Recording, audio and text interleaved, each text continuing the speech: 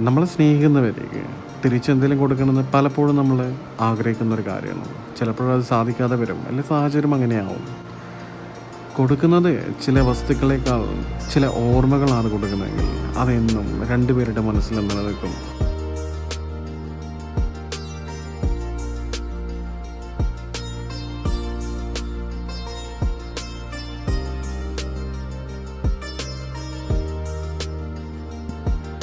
കുറേ വർഷം ജോലി ചെയ്തിട്ടും തിരിച്ചു ഒരു ലീവിന് വരുമ്പോഴേ ഇത്രയും അധികം എന്നെ സ്നേഹിച്ചെന്ന് ഞാൻ മനസ്സിലാക്കുന്നത് ഈ ഒരു യാത്ര പറച്ചിലൂടെയാണ്.